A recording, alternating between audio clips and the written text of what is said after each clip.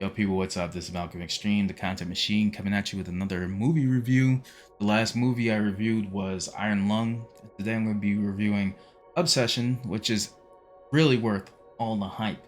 This movie was written and directed by Curry Barker, who is a YouTuber in and of himself, and I think one more other person in that movie was a YouTuber who is Cooper Thomason.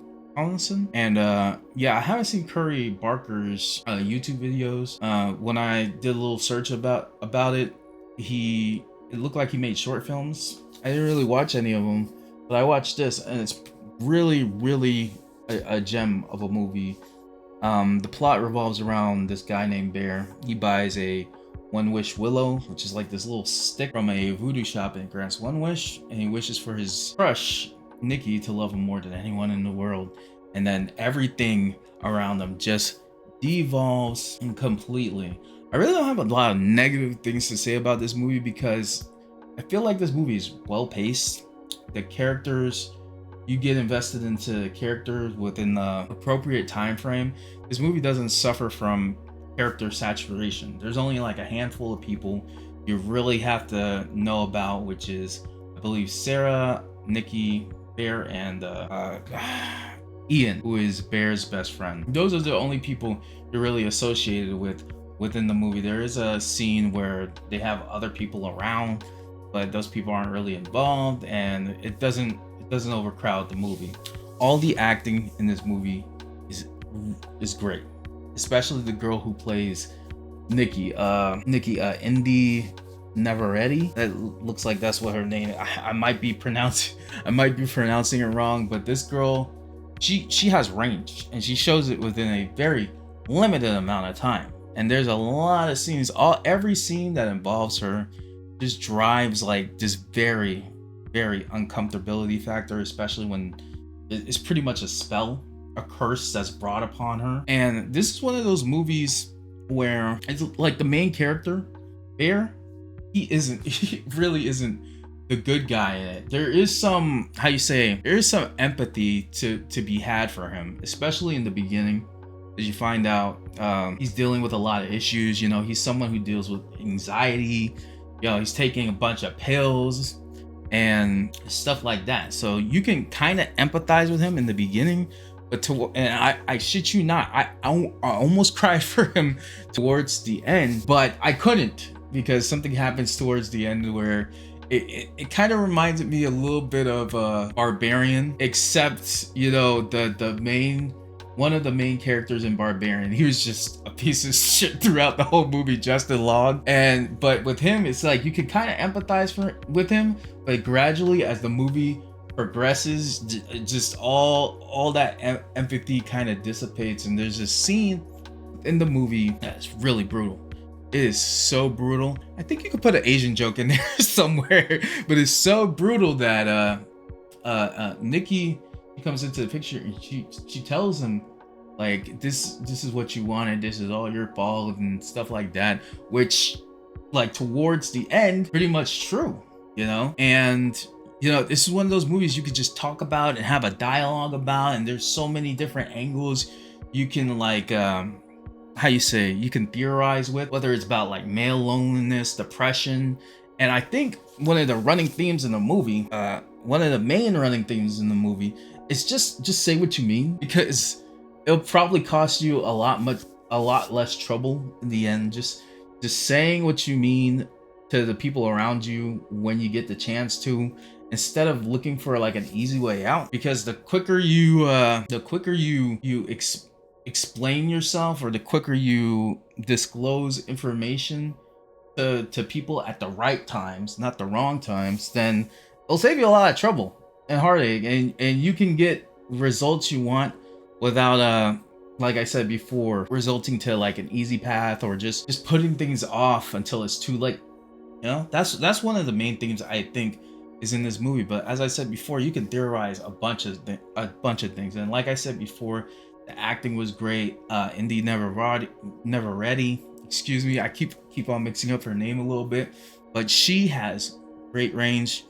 Her facial expressions when she acts is like, it's akin to I kind of don't want to make this comparison because people might at me for it, but it's akin to Jim Carrey when he just does like all these crazy faces in certain scenes in the moment, and she can really do that. She can just smile and just make you absolutely uncomfortable. She can like frown and she can frown, and she knows how to pull off like this comedic factor in movies, even in the movie without how you say, even if it's horror, like she's able to pull out a comedic factor in a movie even if it's horror. And I noticed that about some horror movies, like in certain scenarios it really relies on comedy, but it knows when to pull the comedy out and then like display the horror. And this movie does it so well, because throughout the movie it doesn't let up.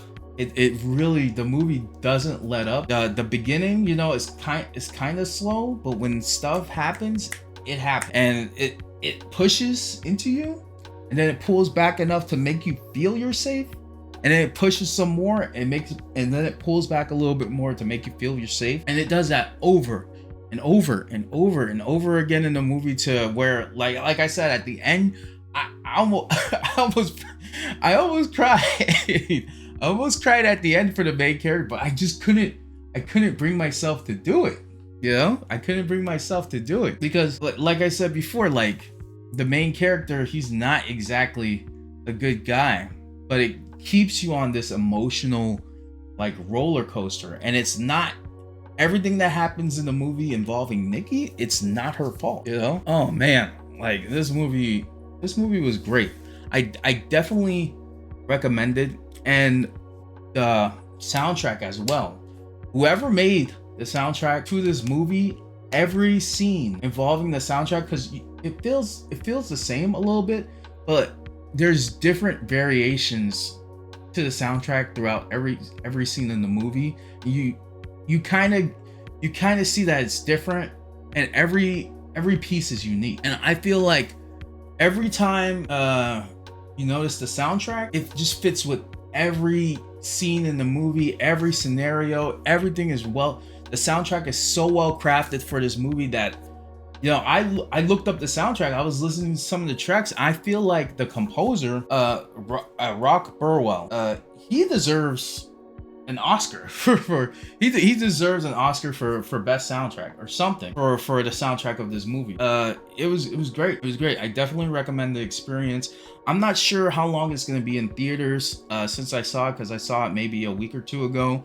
I'm finally getting around to the review, but I definitely recommend this movie. And it's great to see, even in the situation with Iron Lung, which I didn't like as much, to see YouTube creators actually outscaling Hollywood, because this movie was made on like $750,000, maybe a little bit plus, and it grossed like $300 million. It's a sweeping success. I think the last time I seen such a success like that was with it was the one by Raka Raka, Talk to Me. Yeah, that's the last time I really seen that success. And I guess earlier this year when it came to Iron Lung, and again with The Backrooms, which I'm gonna review like I said before. So yeah, I definitely recommend this movie. I would give it an A as far as the grade goes, like for acting, for music, for story. The story was good. It was told the way it needed to be told. I don't believe there's gonna be anything more. I heard a rumor that they were gonna do like maybe an anthology series with the One Wish Willow, and that's fine. As I feel like that's fine as long as they don't return to like Nikki's story and try to do an Obsession 2 or something like that, because this was a pure tragedy of a film, and the ending that it is a one-off. It's pretty much a one-off story, and the story was told. The story that was told was needed to be told, and nothing else. There doesn't need to be a sequel for this movie. It's as a psychological horror. That's it. Obsession, A plus. Go see it. Do yourself a favor. Go see it in movies. Do it with a packed crowd, because man, like I feel like the theater I was in was just absolutely speechless. The vibes were good. The horror is good in this movie. This is definitely a success. psychological horror movies. And another thing, it's not really when it came to the curse of the One Wish Willow, it's not really a possession movie, or it's a possession movie with like completely like different angle to it, because it doesn't involve like demonic stuff or anything, although I do believe like witchcraft is demonic in and of itself. It really doesn't have that possession angle of it. It's more like a curse. So yeah, guys, check out Obsession, and comment, like, subscribe, hit the bell for more notifications from the Content Machine. MalcolmXtreme. I'm gonna be trying to do another review for the Backrooms later on. So take it easy.